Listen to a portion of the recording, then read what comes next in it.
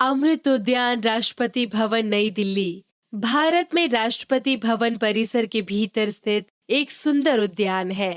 6 एकड़ के क्षेत्र में फैला उद्यान हलचल भरी राजधानी दिल्ली शहर के केंद्र में एक शांत मरुद्यान है, जिसका अर्थ है अमृत, और उद्यान का अर्थ है बागीचा, जो इसकी सुंदरता और आकर्षण का प्रतीक है और ये इसके नाम का एक आदर्श प्रतिनिधित्व है। अमृत उद्यान कुछ सबसे प्रसिद्ध उद्यानों में से एक है और हर साल कुछ हफ्तों के लिए जनता के लिए खुला रहता है। उद्यान सममित पैटर्न और जल चैनलों के साथ पुरातन भूमि निर्माण का एक आदर्श उदाहरण है। उद्यान विभिन्न प्रकार के फूलों से भरा हुआ है, जिनमें गुलाब, लिली और गेंदा शामिल है।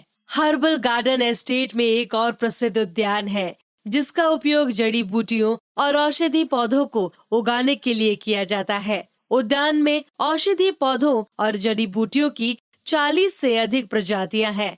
इनका उपयोग आयुर्वेदिक दवाएं तैयार करने के लिए किया जाता है। दिल्ली में अमृत उद्यान कई खूबसूरत मंडपों और इमारतों का भी घर है, जो बागीचों की भव्यता और सुंदरता को बढ़ाते हैं।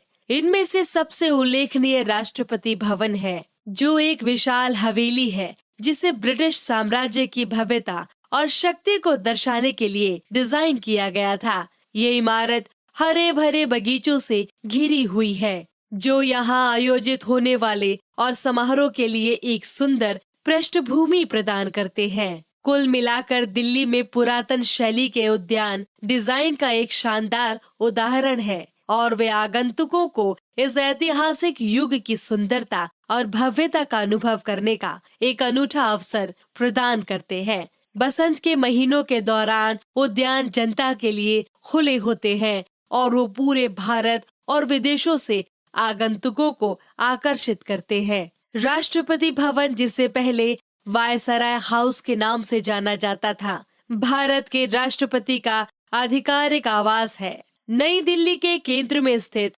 राष्ट्रपति भवन एक शानदार संरचना है, जो 130 हेक्टेयर के क्षेत्र में फैला हुआ है और ये सुंदर बागीचे से घिरा हुआ है, जो इसके आकर्षण में 4 चांद लगा देते हैं। इन उद्यानों के बीच एक अनूठी विशेषता है, जिसे अमृत उद्यान के रूप में जाना जाता है। ये उद्यान एक सुंदर बाग है, जो 1.7 हेक्टेयर क्षेत्र में फैला हुआ है। ये आम, अमरूद, अनार और नींबू जैसे कई प्रकार के फल देने वाले पेड़ों का घर है। अमृत उद्यान 2014 में भारत के तत्कालीन राष्ट्रपति प्रणब मुखर्जी द्वारा बनाया गया था। इस उद्यान के पीछे का विचार स्वस्थ जीवन की अवधारणा को बढ़ावा देना है और लोगों को ताजे फलों का सेवन करने के लिए प्रोत्साहित करना उद्यान का प्रमुख ध्येय है।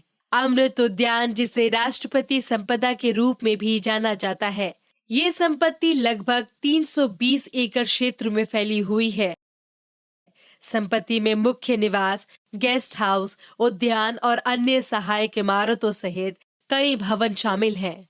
इमारत अच्छी तरह से सुव्यवस्थित बगीचों, फव्वारों और मूर्तियों से घिरी हुई है।